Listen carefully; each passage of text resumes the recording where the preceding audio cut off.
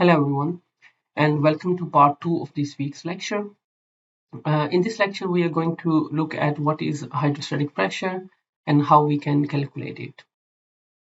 So hydrostatic pressure is the pressure that is exerted by a fluid at equilibrium at a given point within the fluid or on a body adjacent to it due to the force of gravity. So in its simplicity, hydrostatic pressure is the pressure that is exerted due to the weight of the fluid above a certain point.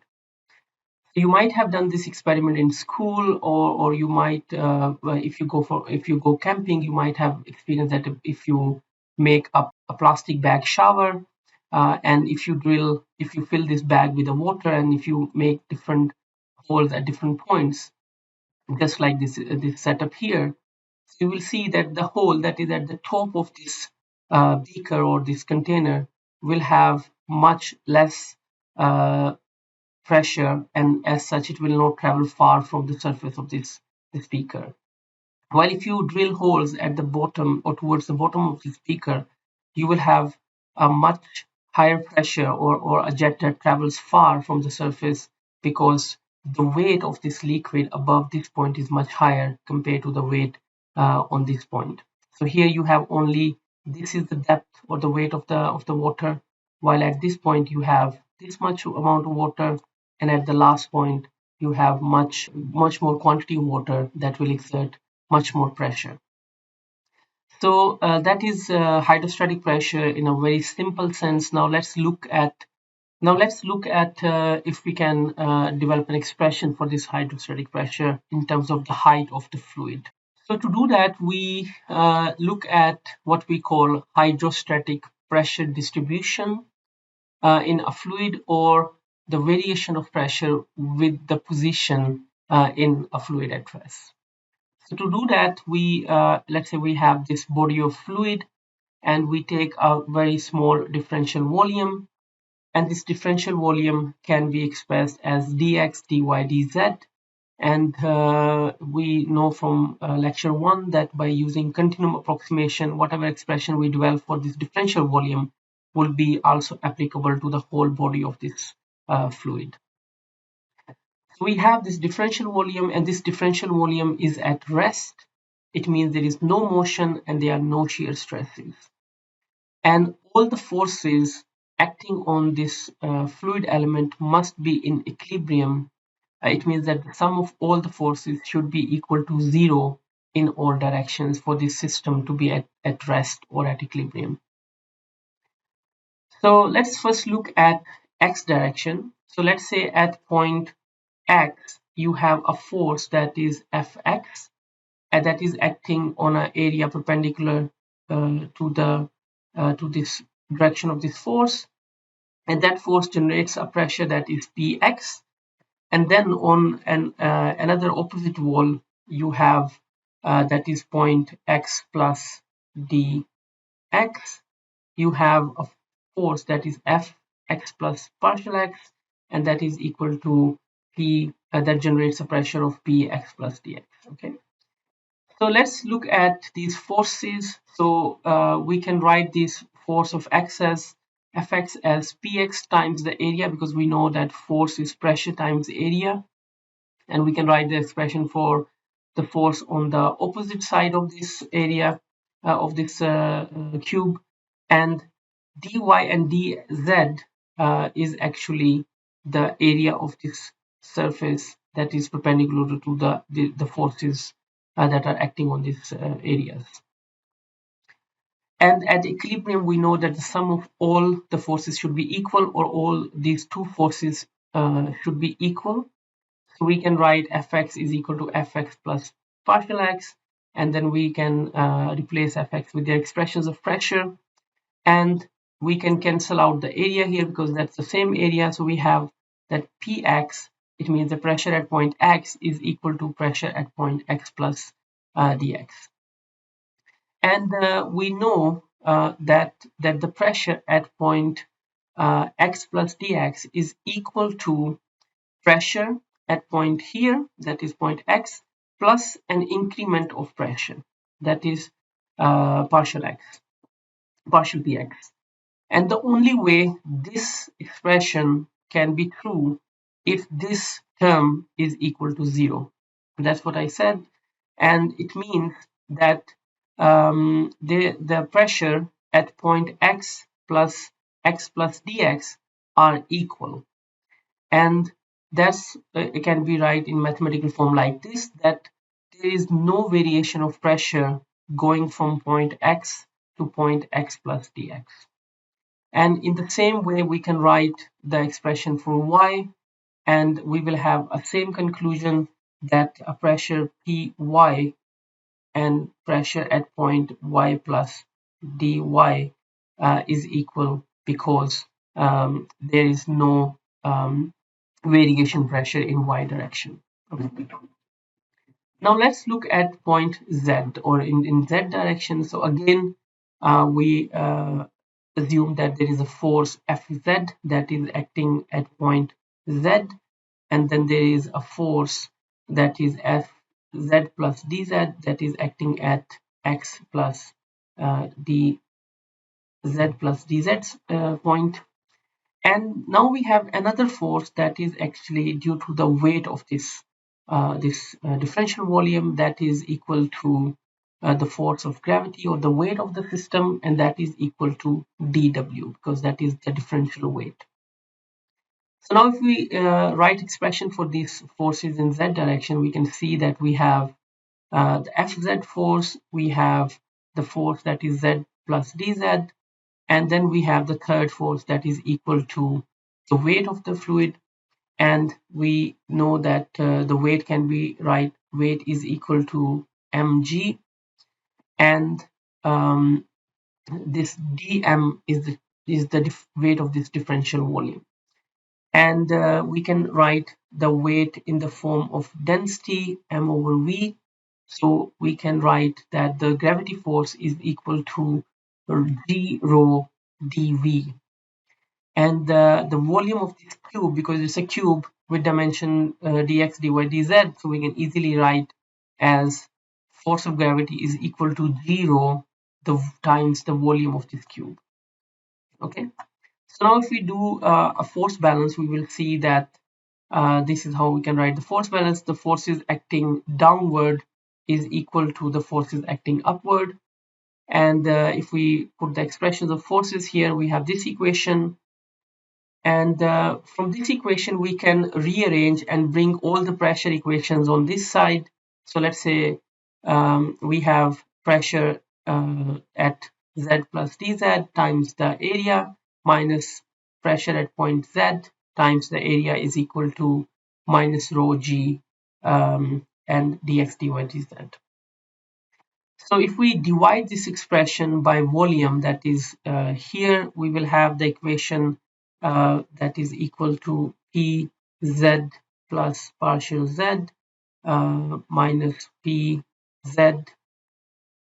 equal to rho g minus rho g, and over partial z, sorry. So that is what we get. And if you remember the definition of derivative, that is the definition of derivative, that is the change at a function at one point minus the original function divided by the independent variable that is approaching to 0. So by that definition, we can write it as form of derivative, that is dp over dz, that is the change in function, that is pressure, divided by the derivative with respect to independent variable minus rho g. Okay, so what it means that the change in pressure with respect to height of the fluid is equal to minus rho g. So we can integrate this equation for the whole height of fluid. So for example, we consider now the whole bulk of fluid, that is for example from 0 going towards the surface of fluid that is at a height z, for example. And at point here we have a pressure of P naught, for example, and at point here we have a pressure of P. So if we write it like this or integrate it, we know that the integration of dp is P, that is the pressure function. So we have, and if we apply the limits, we will have P minus P0 is equal to minus rho g, and we can take rho out because for an incompressible fluid, the rho is, or for a liquid, rho is constant. So we only have to apply this integral on z or dz, and that will be z minus 0.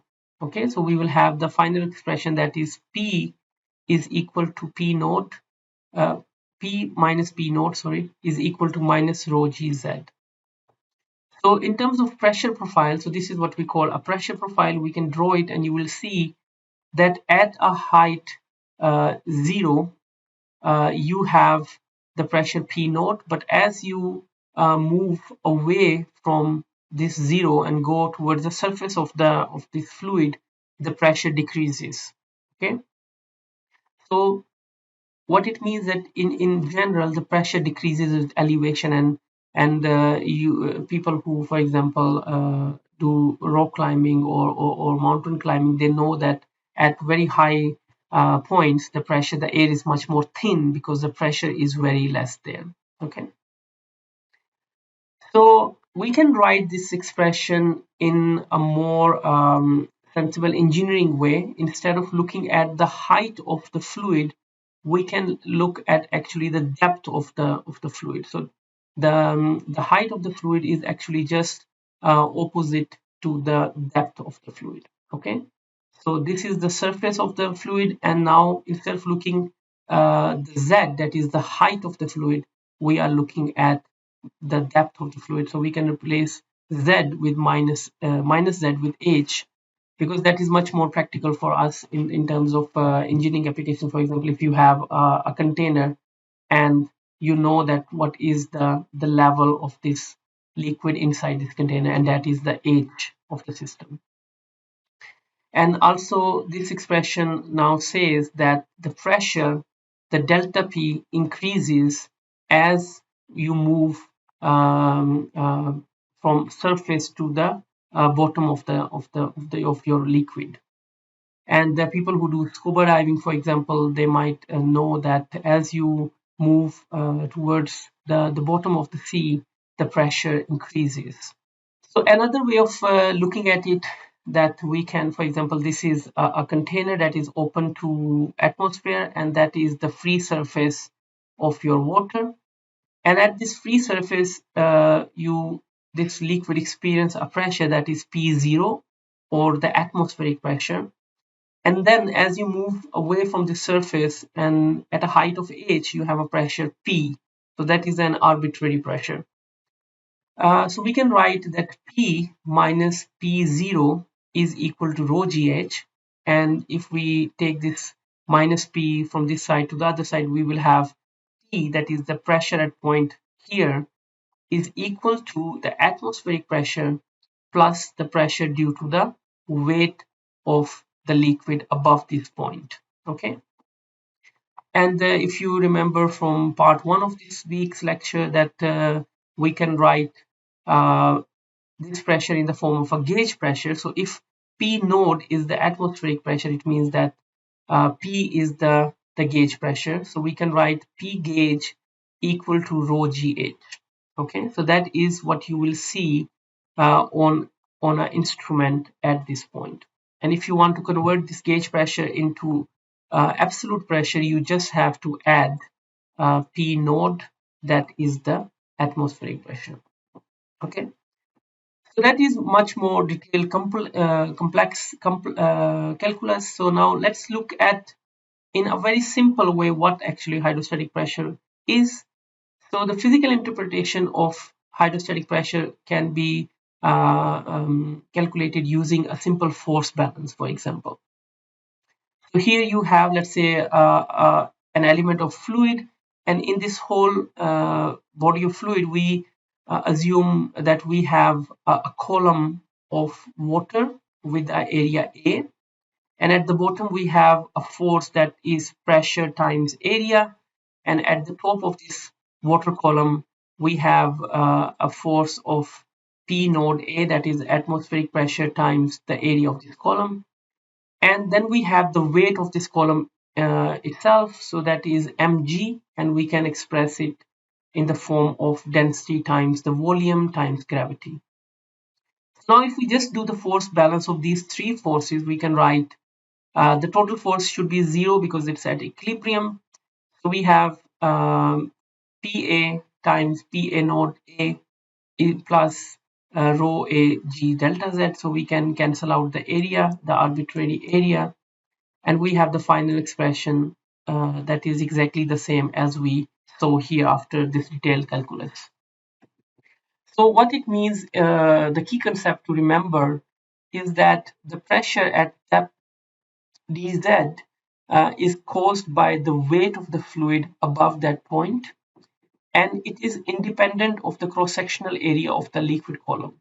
So as you can see that in this expression there is no area term coming, so it means that the area of column of let's say A1 will be equal to the pressure that this column of fluid is exerting, that is much larger than A1. So the pressure should be equal because it is independent of the area, and what it depends on is the density and the height of that fluid. Okay, so that is really important to remember this key concept. So this expression was for liquids, where we assume that the density is constant. Now for the case of gases, we have this expression that we also draw for liquids, but then we integrate and we assume that the density is constant. But for the case of gases, we cannot assume that the density is constant, and we have to solve this integral with density inside the integral. And as we know from lecture 1 that the density is a function of temperature and pressure, so it means that to solve this integral, we need to know what are the conditions of temperature and pressure, so we can assume that the density is not changing. Okay, so we cannot solve this expression without knowing these conditions. Okay, um, and yeah, that's all. So now let's look at hydrostatic pressure in a tank. That is more relevant to engineers, for example, when we measure what it would be the pressure at the bottom of this tank, or how much force this level of water will be exerting on this material. So we need to know these values. So we know that the delta P is equal to rho GH, and what it means that at the pressure at the bottom will be 0, and sorry, the pressure at the surface will be 0, and as you move down your pressure will reach a maximum of rho gh. So this graph is what we call a pressure profile. Okay, so this gives us the maximum pressure achievable in this column going from the surface, that is 0, to the bottom of this tank. So there is a very interesting number, and as I said, people who do scuba diving, they might know that for every 10 meter of water, there is actually this 10 meter of water exert a pressure of 1 atm. So if you are at a depth of 10 meter, you will experience a pressure of 1 atm. Okay, and if you, let's say, are at a depth of 20 atm, so you will experience 2 atm. Sorry, 20 meter, you will experience 2 atm. So this is a very heuristic approach. You can try to solve it yourself by using this formula, looking at the density of the water, the gravity, and the height of 10 and 20 meters. So try to solve it yourself.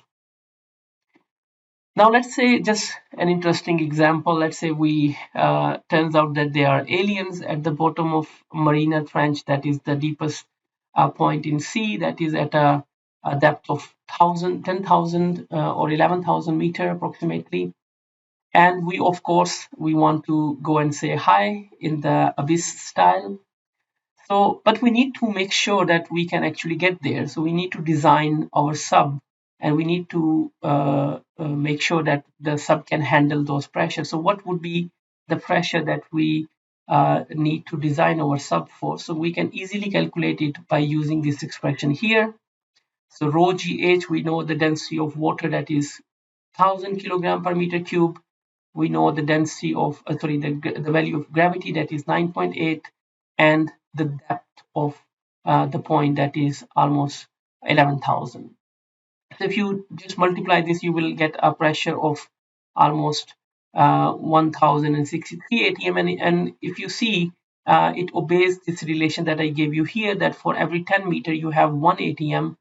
So for 10,000 meter you have a pressure of 1000 atm roughly. So that statement holds here. Okay, now another interesting thing is that the hydrostatic pressure is actually independent of the shape of the container, because in this expression here, the only term that comes in terms of geometry is the height of the system. Okay, so if you have, let's say, this container with a funny bottom, you will see that, and you have a point lowercase a, b, c, d, that is at height h1, and then you have other point that is capital A, B, C, D, and that is at a height H2.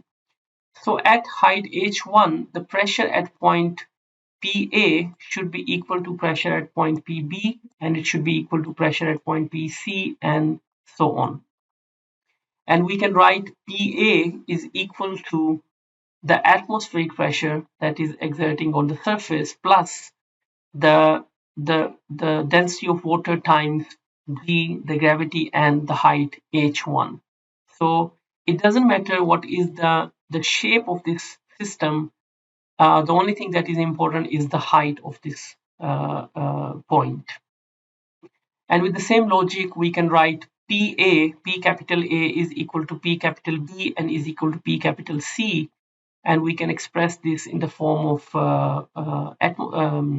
absolute pressure, that is PA is equal to atmospheric pressure plus the density of water times G times H2, that is the height of these points. Now I didn't write the point PD, that if it is equal to point PC. So pause your video for a minute and try to think that would the pressure PC would be equal to point PD. So the answer is no, and the reason is that you can compare the pressures at the same point between different point at same height between different points if you are in the same fluid, because A and B are all in water, while for the case here the capital D, it will be different from PC because it is in mercury that is much more denser compared to water. So mercury is 13,000 kilogram per meter cube, while water is only 1,000 kilogram per meter cube. So the pressure at point PD will be much larger to point PC. Okay. So the key point is that the shape of the container has no influence on the hydrostatic pressure. It's only the height of that point above this point, the weight of this liquid above this point, that's what matters. So again, let's look at a container. So we have this container, and here we have, let's say, two different fluids. We have water that is less dense, so it will be floating on the surface of mercury. And the water has a height of HW and mercury has a height of HG. So what would be the pressure? Which profile actually gives you the pressure profile of this system? So again, pause the video and try to think about it. So if your answer is A, you are correct. And so we can write the pressure at a point here, for example, will be equal to rho W, that is the density of water, times G HW, that is the height of water, plus rho of mercury times gravity times the height of mercury. So that is the pressure that you will experience at the bottom of this system. Again, let's say if you have a closed system, and in addition to two liquids, you also have a gas cap inside the system. So where you have let's say the pressure inside this, at the top of these liquids is Pg, and you have the water of height Hw and the mercury of height Hg. And if you try to make the profile here, you will see that first you have a pressure that is just because of the gas, and then you can add this pressure into pressure due to water, that is H2O, and then pressure due to mercury, for example. Okay, so we can write it as P is equal to pressure due to gas plus the pressure due to water and pressure due to mercury. Okay, so you just have to add them to get the total pressure at the bottom of this system.